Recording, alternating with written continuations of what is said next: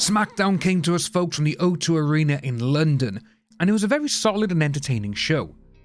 It started us off with Cody Rhodes making his way to the middle of the arena. After what seemed like a good 2 or 3 minutes, Cody got the crowd to quieten down a little bit, and he said that he will be facing Cena in the very exact building and the same ring next week on Raw. We then had a bit of a surprise as none other than the Viper himself, Randy Orton, came on out. Orton is just having the time of his life as he greeted the fans down the ramp. You could see the smile on his face, it just beamed from ear to ear. In the ring, Orton praised the hell out of Rhodes, which was fantastic to see. Orton then told Rhodes that after he's finished with Kevin Owens at WrestleMania and after Rhodes has beaten Cena, he wants to go after championship number 15, but he won't kick Rhodes in the balls like some coward. As he finished his sentence, Drew McIntyre's music hit. As McIntyre was making his way down the ramp, he just straight into attacking both of them. He called them both Nepo babies and that Orton hasn't even earned his right to a title shot. He called Damian Priest a Temu version of The Undertaker, which I think got the biggest laugh of the entire evening. McIntyre then brought up Orton's back issues and then went on to insult Rhodes, but Rhodes just took him out and we nearly got an RKO out of nowhere, but McIntyre scurried out of the ring. It was an okay opening to the show. We then got some breaking news that Randy Orton vs Drew McIntyre will match up later in the show. After that bit of breaking news, we got into our first match of the evening, which was the Tag Team Championship match between the champs, the Street Profits, and Pretty Deadly. Pretty Deadly did take the lead early on, taking out the champs and also kept them isolated away from each other. We then got a bit of reversal with the champs taking the fight to Pretty Deadly. They stayed in their corner, they got some good shots in, and they also got a nice stiff kick to the chest. Pretty Deadly got the hot tag and ran corner to corner taking on Montez, which ended with a high back body drop, which actually looked pretty good. We got a few near falls in from each team and we also got some good double team moves in as well. Then all 4 of them got into a corner and just ran at each other, with Pretty Deadly getting the offense in and getting the strikes. The Street Profits got the win though with a high flying double team neckbreaker. It was a good opening match for the show with a rating of 4 out of 5. The matches just seemed to be coming thick and fast, as after this we went straight into another tag team match between Jaden Carter and Katana Chance against the bootleg Men in Black, Piper Niven and Alba Fire, known as the Secret Hervis. We got some good tag team action out of this one, I must admit. Couple high flying spots and Piper gave us a great senton off the apron to the floor. There were a few spots which looked like we were going to have an early finish to the match, but Piper went for another senton in the middle of the ring, but Kaden moved and she landed on Fire. But then Piper got the Piper driving in and got the 3 count for the win. It was a solid match with a rating of 3.7 out of 5. But after the bell, we got Piper, Chelsea and Alba. They just started beating the hell out of Chance and Carter. Obviously, this made Selena run in for the help, but we ended with Selena being beaten to a pulp by the Secret Hervis and them just standing over it all. Our next match was for the United States Championship between LA Knight and Braun Strowman. The crowd ate the entrances up as our 2 contenders locked up in the middle of the ring, with Strowman getting the better of Knight due to his sheer size and power. Strowman got a nice powerful big boot in on Knight, which knocked him to the outside of the ring. Strowman put Knight into the ring ropes and gave the audience one hell of a loud slap as Knight took a chop to the chest. Back in the ring, we did get a few near falls from each man until Strowman clotheslined Knight back to the outside. Strowman signaled then for the Strowman Express and started making his run, but only for Jacob Fatu to blindside him and cause the match to be a no contest. Fatu then took out both Strowman and Knight. He dropped Strowman onto the announce table and Samoan dropped Knight in the ring. But then Fatu took out Strowman in the ring with 2 moonsaults. He then left the ring as Strowman and Knight were just left battered in the ring area. This has to be going for a match between the 3 of them at Mania for the United States Championship. If it doesn't, they're missing out on a great matchup. But back in the ring though, we got a next match, which was Charlotte Flair against Michin, only for Naomi to appear and take out both Michin and B-Fab.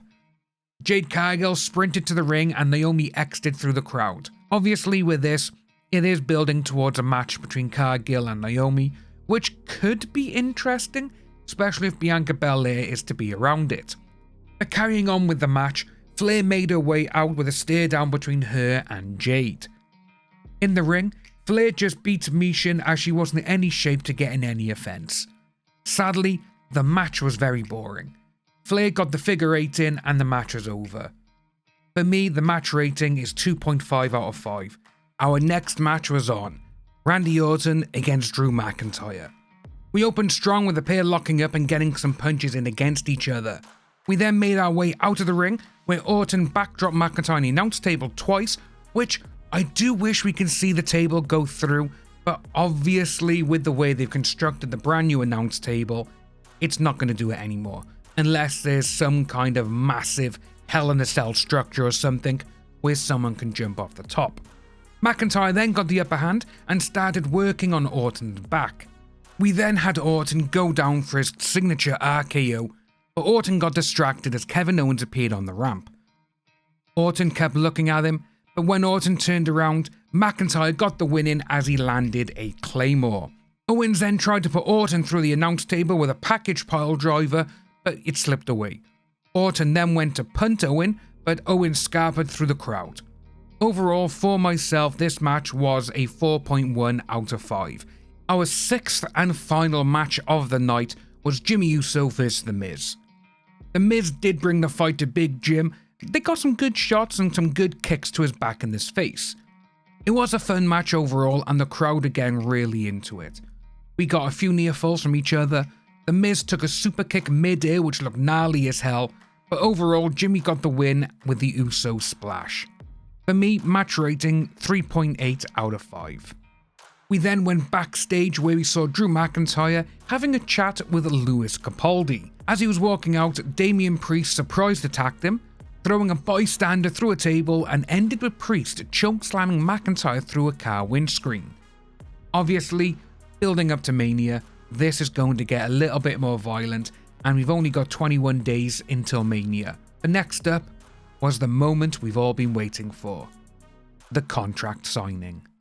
As Reigns' music hit, the entire crowd just went nuts with everyone acknowledging him.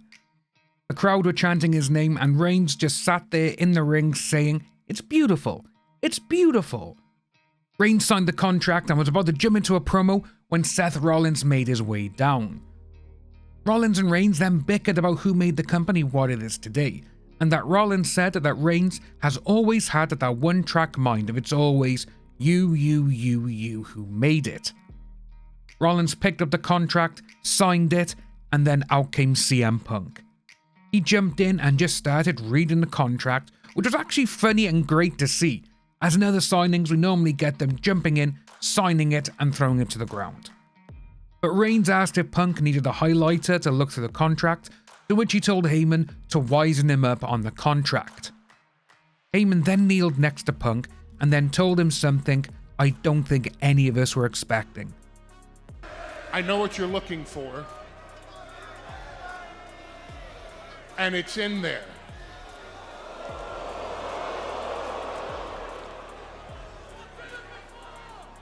You're closing the show at WrestleMania.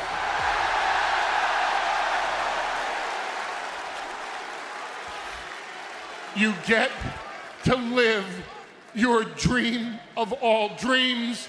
CM Punk, you are a WrestleMania main eventer. Punk is closing WrestleMania. Punk is the main event of WrestleMania. It was an absolutely beautiful moment between Heyman and Punk. This is what everyone has wanted for Punk back in the day, to which he should have headlined at least 2 WrestleManias. His match against Jericho for the title should have been main event.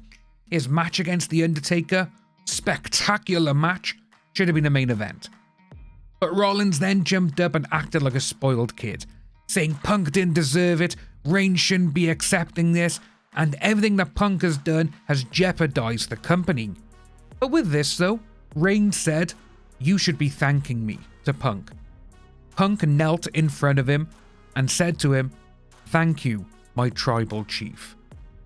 But he carried on and finished with, before the show went off the air, "But that's not the favour I'm owed." And the show went black. Firstly, I am so happy to see that Punk is finally getting the main event spot at Mania. I did expect a bit more from the signing, but it was a good and entertaining segment with no filler.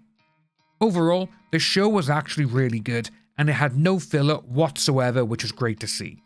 Maybe Road Dogg has actually been listening to the fans online about how sluggish and overlong these shows have been. For me, the show rating was a good old 8.3 out of 10. Next week, we're back in London for Raw at 8 PM UK time.